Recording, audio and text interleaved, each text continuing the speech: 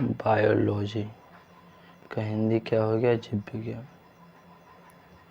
इसके पहले वाले पार्ट में हमने बताया था क्या क्या टॉपिक पढ़ना है, जिसमें एक टॉपिक है पाचन तंत्र, डाइजेस्टिव सिस्टम।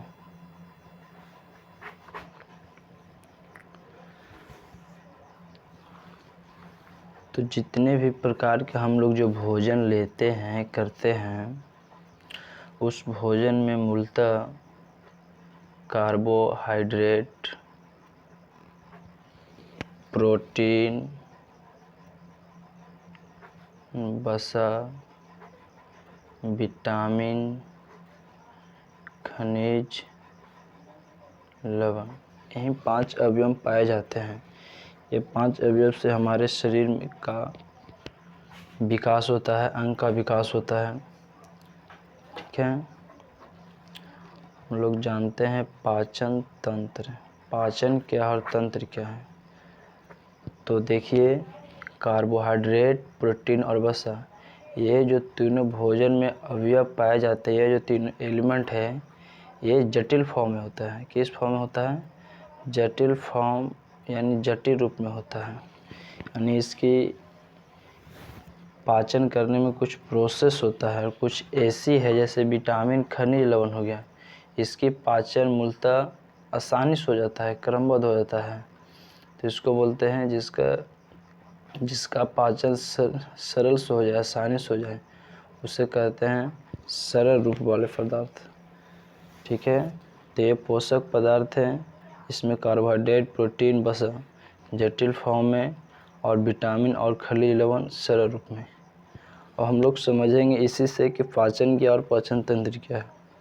तो अगर जटिल फॉर्म वाले पदार्थ सरल रूप में फॉर्म में हो गया, यानी जटिल रूप वाले जैसे कार्बोहाइड्रेट, प्रोटीन, वसा, ये इसका पाचन कर सरल रूप में आ गया, तो वह पाचन कहलाएगा। क्या कहलाएगा? पाचन कहलाएगा। और पाचन करने में जो जो अंग भाग लेता है, पाचन तंत्र कहलाता है। जैसे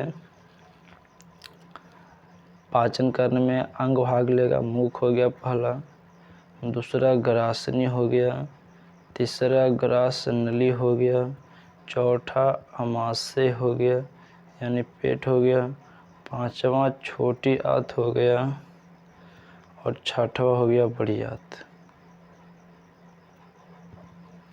बड़ी आंत के बाद क्या होगा? फिर खेत में जाएगा।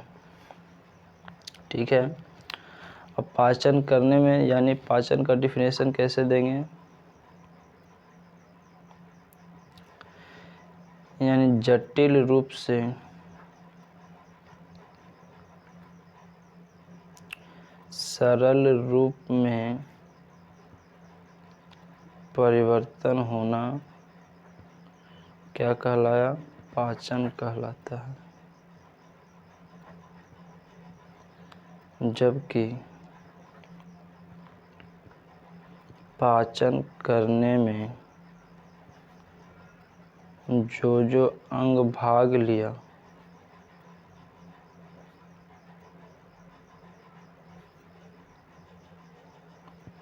पाचन तंत्र कहलाया। जैसे मुख, ग्रासनी, ग्रासनली, आमाशय, छोटी आंत, बड़ी आंत, ये सब मुख, ग्रासनी, ग्रासनली, आमाशय, छोटी आंत, बड़ी आंत, इसको बारी बारी से हम लोग अध्ययन करेंगे। हम लोग जान गए कि भोजन में कुल 5 अवयव उपस्थित, भोजन में इतने अवयव उपस्थित होते हैं: कार्बोहाइड्रेट, प्रोटीन, वसा, विटामिन, खनिज, लवण।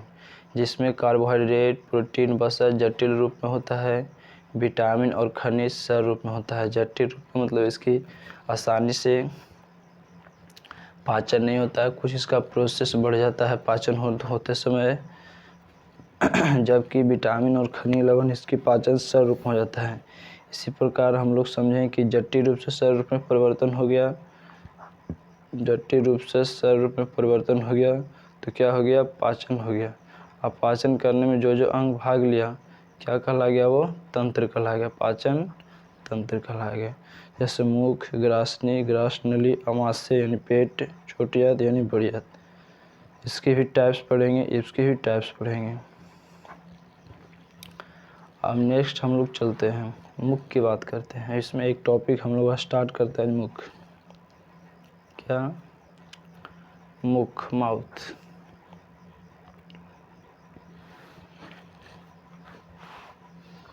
मुख यानी माउथ। अब मुख में देखिए कितने अवयव हो गए। जैसे पहला हो गया हमारा दांत, जीभ हो गया। उसके बाद क्या इसमें पढ़ना है, लार ग्रंथि पढ़ना है। यही 3 चीज़ पढ़ना है, जिसमें हम लोग सबसे पहले स्टार्ट करते हैं, किसी से भी स्टार्ट कर सकते हैं, लार ग्रंथि से। लार का काम क्या है? लार का काम है पाचन करने में सहायता करता है।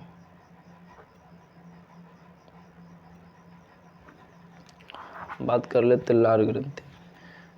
तो लार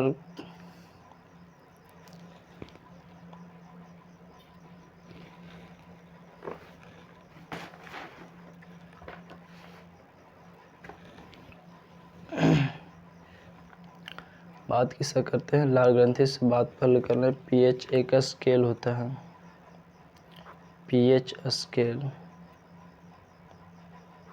इससे पता चलेगा, ये सिद्धांत जर्मन के वैज्ञानिक, इसकी खोज हम कर सकते हैं, जर्मन के वैज्ञानिक सोरेंस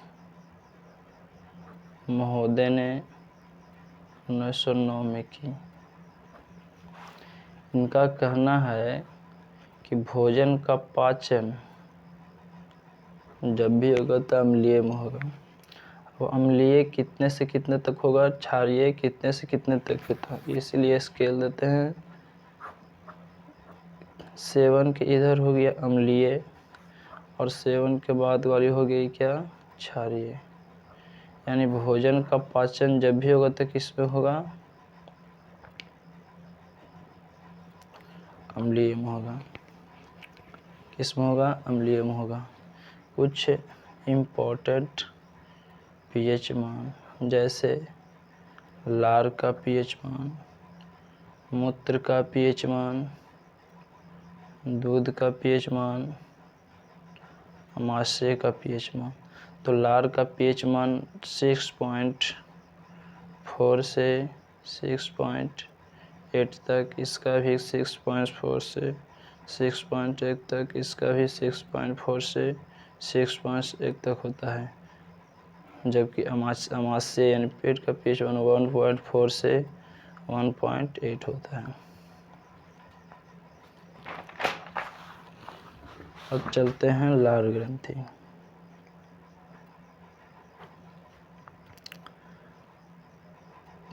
तो लार में मुख्यतः 99% क्या होते हैं, जल होते हैं। 99% जल होते हैं, जबकि 1% एंजाइम होता है। एंजाइम भी होता है जो 2 प्रकार का होता है, एक लाइसोजाइम एंजाइम होता है और एक टाइलिन एंजाइम होता है।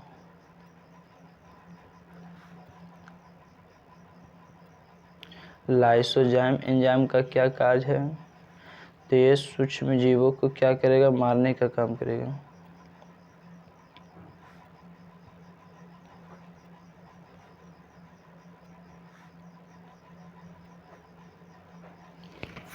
जबकि टाइलिन एंजाइम का कार्य है स्टार्च को पचाने में सहायता करता है, पचाने में सहायता करता है या पचाता है। ठीक है। सूक्ष्म जीव यानी जैसे भोजन वगैरह वगैरह पर मक्खी बढ़ जाता है या छिपकली वगैरह वगैरह ये सब छू देता है, उसमें जो सूक्ष्म जीव होता है वहीं उसी को मारने का काम कौन करता है, लाइसोजाइम करता है। सूक्ष्म जीवों को मारने का काम HCl भी करता है। HCl का कार्य निम्न प्रकार हैं जो आगे की पढ़ेंगे। अब कुछ नोट की बात कर लेते हैं। मुख में भोजन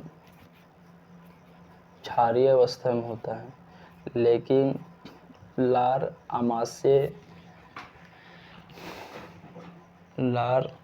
अम्लीय है, तो भोजन क्षारीय क्यों?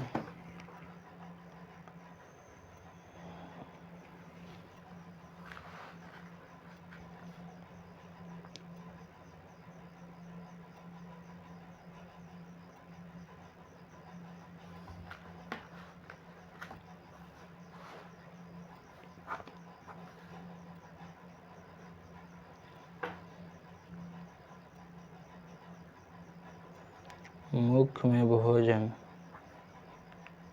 क्षारीय अवस्था में होता है, बट यानी लेकिन लार अम्लीय अवस्था में होता है।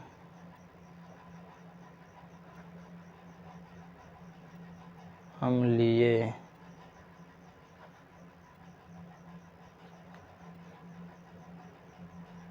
होता है क्यों? सेकेंड टॉपिक, इसका आंसर आपको कमेंट में देना होगा। सेकेंड हम बात करते हैं जीभ की।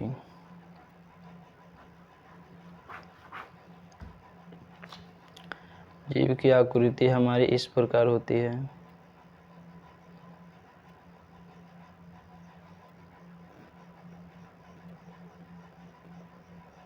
ये हो गया हमारा स्वाद कलियाँ, ये हो गया स्वाद कलियाँ। ये जो आगे का भाग जो होता है, ये स्वाद मीठा लेता है।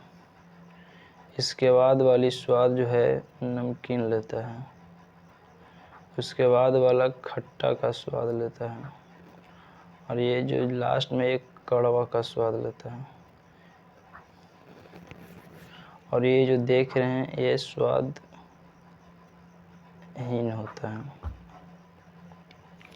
इसमें प्रश्न बनते हैं, इस स्वाद क्या है? तो स्वाद जो माँ का दूध हम लोग पीते हैं, किसका? माँ का दूध, उसमें प्रवृत्ति, ओष्म प्रवृत्ति का स्वाद पाया जाता है।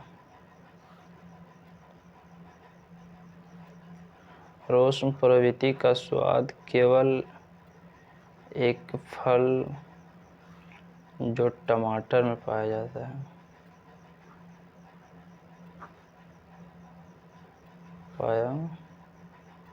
जाता है, दुनिया में एकमात्र फल ऐसा है जो माँ की दूध जैसा स्वाद देता है।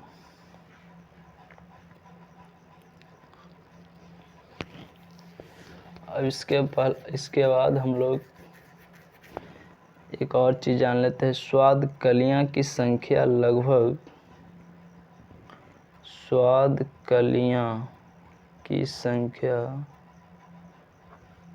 लगभग 10,000 के आसपास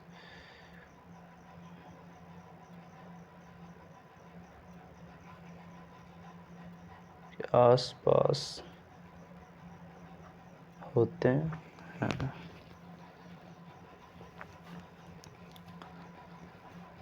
कुछ और बात जान लेंगे। बच्चे एवं बूढ़े में स्वाद कलियां नहीं होते हैं।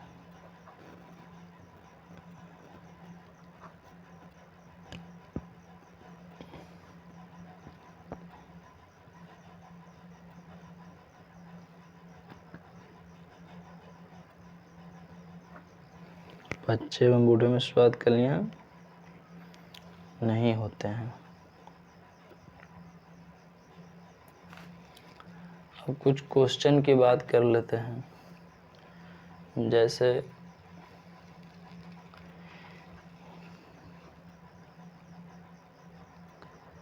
गर्म भोजन की अपेक्षा